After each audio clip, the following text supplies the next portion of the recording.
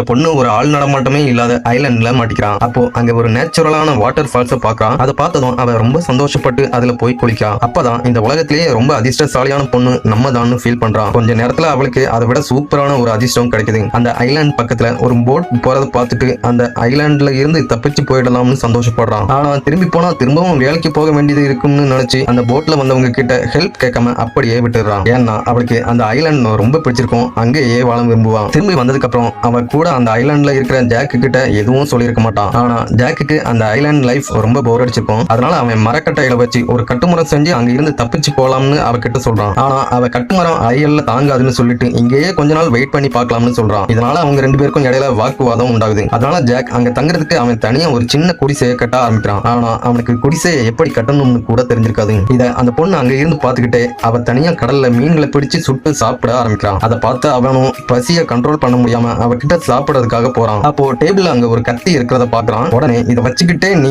ஏன் நான் குடிசை கட்டுறப்ப கொடுக்கலன்னு அவகிட்ட கத்துறான். ஆனா அவ அது இப்பதான் கடற்கரையில இருந்து கிடைச்சதுன்னு சொல்றான். அதை கேட்டதுக்கு அப்புறம் அவன் அவகிட்ட சாரி கேட்கிறான். அவளும் அது மன்னிச்சு அவனுக்கு சாப்பிடுறதுக்காக மீன்களை கொடுக்குறான். கொஞ்ச நாள்ல இன்ஜுரி ஆகியிருந்த அவனோட காலம் குணமாக ஆரம்பிக்குது. ஒரு நாள் அவங்க ரெண்டு பேரும் அந்த தீவை சுத்தி பாக்குறதுக்காக ஒரு ஹில்ல ஏறி போறாங்க. அப்போ போற வழியில இருக்கிற காட்டு செடி பழங்களை தெரியாம கூட சாப்பிடாத, அதுல விஷத்தன்மை இருக்கலாம்னு அவனை வான் பண்றான். அவங்க ரெண்டு பேரும் சூரியன் மறைறத பார்த்துட்டு வேகமா அங்க இருந்து திரும்பி போக முடிவு பண்றாங்க. அப்போ தெரியாம அவன் அங்க இருந்த பாறையில இருந்து ஸ்லிப் ஆகி கீழே விழப்போறான். ஆனா சடனா அவன் அவளோட கையை பிடிச்சு மேல தூக்கி காப்பாத்திடுறான். இந்த இன்சிடென்ட்டுக்கு அப்புறம் அவன் பாக்குற விதமே மாற ஆரம்பிக்குது. அவ முன்னாடி மாதிரி அவன் கிட்ட கோபம் எல்லாம் படுறது இல்ல. அன்னைக்கு நைட்டு திடீர்னு அங்க பயங்கரமா மழையும் புயலும் வர ஆரம்பிக்குது. இதனால அவங்க ரெண்டு பேரும் ஒரு குகைக்குள்ள போய் அன்னைக்கு நைட்டு தங்குறாங்க. அடுத்த நாள் அவங்க ரெண்டு பேரும் ஒன்னா சேர்ந்து கஷ்டப்பட்டு ஒரு சின்ன வீட்டை கட்டுறாங்க. அதை செலிப்ரேட் பண்றதுக்காக அன்னைக்கு நைட்டு ஸ்பெஷலா டின்னர் சமைச்சு சாப்பிடுறாங்க. அவ இதுக்கப்புறம் இங்கேயே ஜாலியா வாழலாம்னு சொல்றான். அப்படி சொல்லி முடிக்கல கொஞ்ச நேரத்துல அவ திடீர்னு அப்படியே தலை சுத்தி கீழே விழுறான். உடனே அவன் ஏதாவது பண்ணி காப்பாத்துவான்னு பார்த்தா அந்த ஐலாண்ட் லைஃப் அவனுக்கு பிடிக்காம அவன் ஆல்ரெடி செஞ்சு வச்சிருந்த கட்டு மரத்தை எடுத்துட்டு அந்த கடல்ல போக ஆரம்பிக்கிறான். ஆனா கொஞ்ச நேரத்துல கடல் அலை அவனோட கட்டு மரத்தை அப்படியே உடைச்சு போட்டுது. அவனையும் அப்படியே கடல் அலை அடிச்சு கொண்டு போகுது. அவன் கண்ணு முழிச்சு பார்க்கும்போது அந்த பொண்ணு தான் அவனை கஷ்டப்பட்டு காப்பாத்தி இருந்திருப்பான். அடுத்த நாள் அதை நினைச்சு ரொம்ப மனசு வருத்தப்படுறான். ஆனா அவ அதை பெருசா எடுத்துக்காம அவனை மன்னிச்சு அவனுக்கு சாப்பிடறதுக்காக கொஞ்சம் ஆக்டோபஸா சமைச்சு கொடுக்குறான். அவனும் ரொம்ப டயர்டா இருந்ததால அதை வாங்கி சாப்பிடுறான். ஒரு நாள் அவ சாப்பாடு தேடி காட்டுக்குள்ள போயிருப்பான். அப்போ